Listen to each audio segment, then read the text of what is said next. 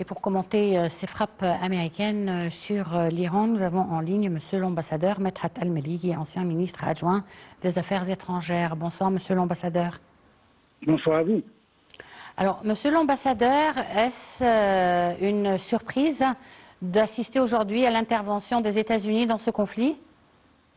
Non, pas du tout. Il était clair dès le début qu'Israël ne pourra pas toute seule finish the mission, comme on l'avait déjà dit. Le président Trump lui-même avait donné l'accord des États-Unis à Israël pour terminer le travail et finir avec la question nucléaire iranienne.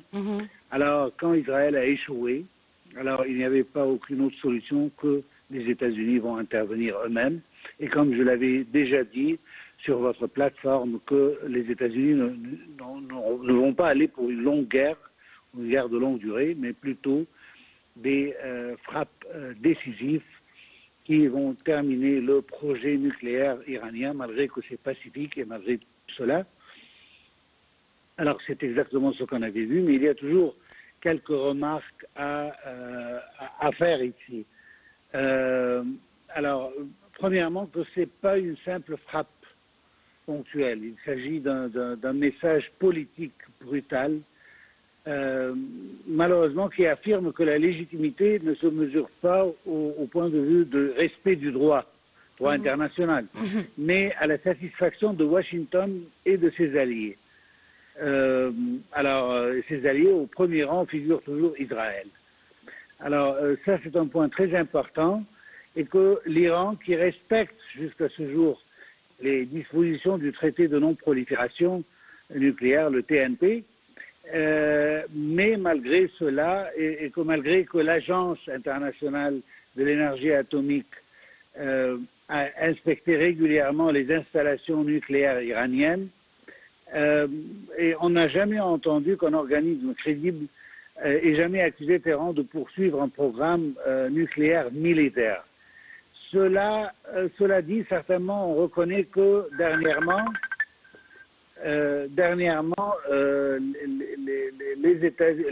l'agence avait critiqué le comportement d'Iran en le qualifiant de pas tellement coopératif, mais cela n'est jamais arrivé au point d'accuser Iran de mener un programme militaire, un programme nucléaire militaire. Mais cela n'a jamais suffi aux États-Unis. Leur argument, alors il n'est donc ni juridique ni moral, mais c'est purement politique. Et je pense que l'essentiel, c'est qu'ils visent à garantir la supériorité stratégique d'Israël dans la région. Israël, selon ce qu'on connaît tout, refuse de signer le TNP et que son programme nucléaire est toujours à l'abri de toute surveillance internationale, mais parce que c'est un allié très proche des États-Unis, il bénéficie d'un traitement d'exception que nulle autre nation n'a jamais reçu. Alors ça, c'est un point très important à préciser que cet acte américain ne dépend pas du droit international, mais plutôt c'est pour garantir le désir israélien de mener la dernière guerre des 7 guerres que le Premier ministre Netanyahou avait parlé dans les années 90 déjà, quand il a dit que Israël a besoin d'affaiblir 7 pays du Moyen-Orient pour qu'elles puissent vivre en paix. Ces 7 pays, c'est l'Irak, la Syrie, le Liban, le Soudan, la Libye et la Somalie, et finalement l'Iran. Alors, c'est exactement ce que les États-Unis ont fait selon les désirs israéliens, comme toujours. Et on va voir exactement l'étape prochaine serait quoi exactement et à quel point l'Iran peut se remettre de ce coup et à quel point elle a suffisamment d'armes pour pouvoir combattre Israël. Et je ne sais pas si elle va arriver aussi à combattre les États-Unis, ce que je trouve une étape qui n'est pas tellement sage et qu'il vaut mieux que on se contente de frapper Israël. Donc, vous dites que les États-Unis, cette fois-ci, ne s'arrêteront pas jusqu'à ce qu'ils auront mis fin au projet nucléaire iranien. S'ils le peuvent, parce que maintenant il y a des déclarations contradictoires.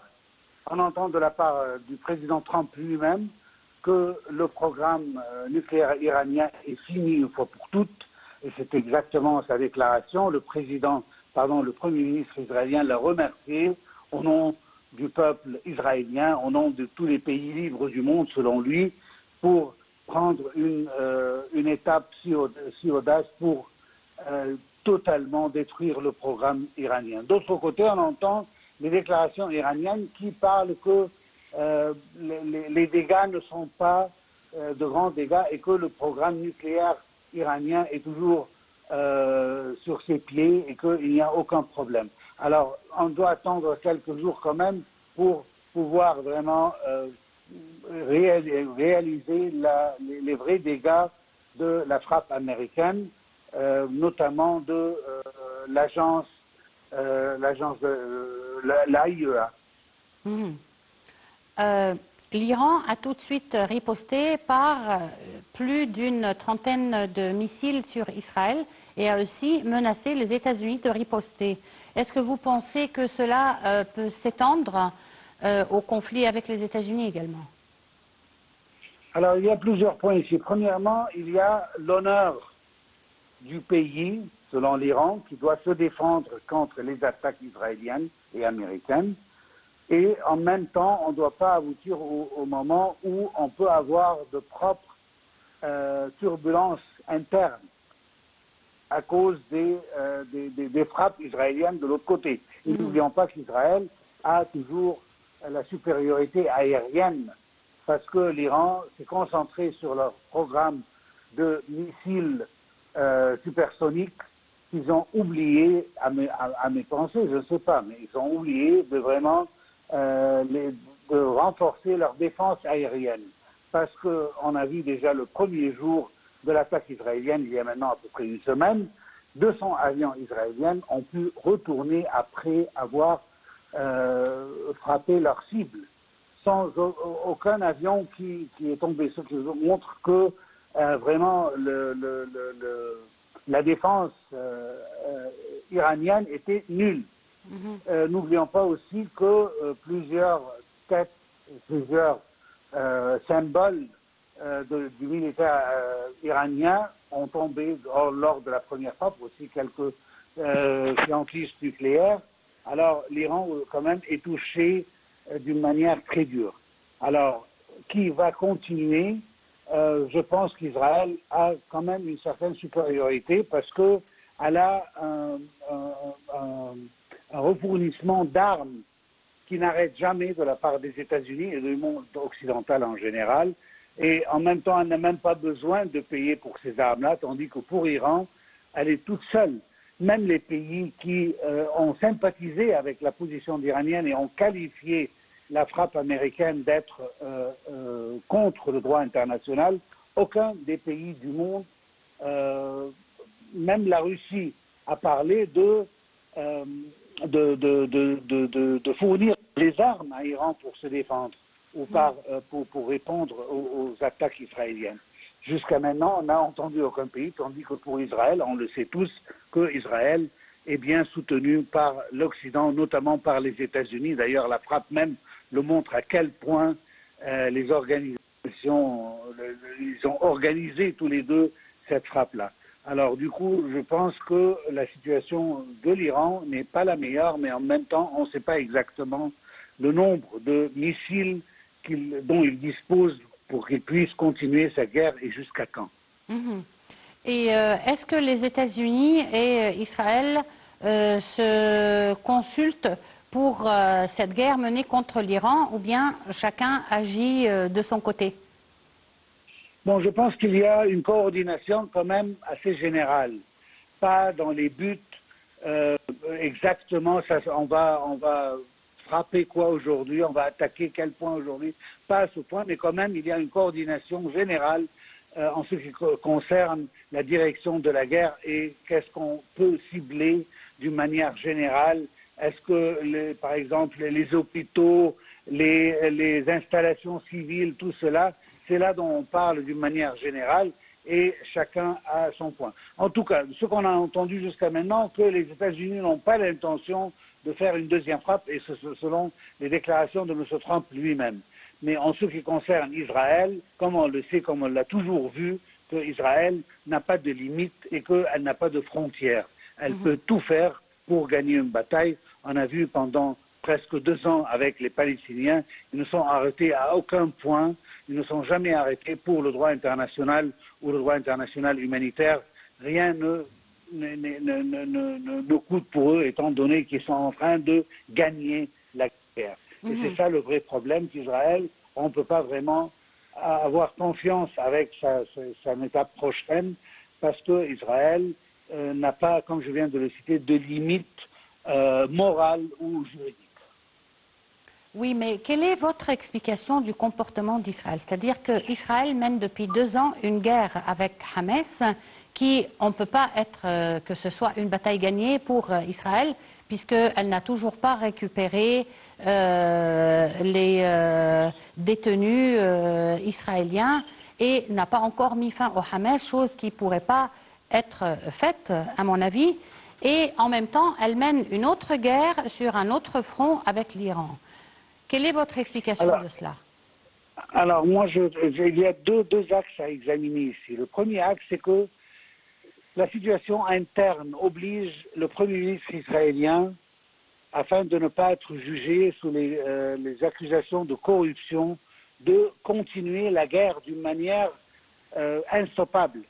Alors, il doit toujours continuer sa guerre, sinon il risque d'être jugé et finalement mis en prison. Alors ça, c'est le premier point. Le deuxième point, comme je l'ai dit dans ma première intervention, qu'il y a un plan, notamment de Benjamin Netanyahou, de mener 7 guerres, 7, le nombre 7. Et on a même cité les pays qui terminaient par l'Iran. Et maintenant, il n'y avait pas un meilleur moment, après avoir éliminé le Hezbollah avec la bataille de pêcheurs, comme on l'appelle, et après avoir éliminé le régime syrien et les Houthis, après les frappes américaines aussi qui se sont calmés un peu. Alors il a trouvé qu'il n'y a pas un meilleur moment pour attaquer l'Iran. Et d'ici vient le moment qu'il a saisi pour frapper l'Iran et finalement terminer avec toutes les guerres dont il voulait faire. Le problème maintenant, c'est pas exactement qu'est-ce qu'on va faire, mais plutôt quelle sera l'étape prochaine. Est-ce qu'il y a d'autres pays dans la tête d'Israël, dans la tête de Benjamin Netanyahou, qu'il pense mettre sur la liste des pays avec laquelle il pense qu'elle représente une menace pour la sécurité israélienne. On ne sait pas, je ne veux pas dire des noms de pays qui peuvent mener une réaction négative, mais je veux dire qu'on ne sait pas exactement. Israël est un pays qui ne peut pas vivre en paix. C'est seulement la guerre, seulement les confrontations qui clouent le pays en sa totalité, qui collent le pays ensemble. C'est les guerres, c'est le sentiment du danger commun. C'est ça qui colle les Israéliens ensemble.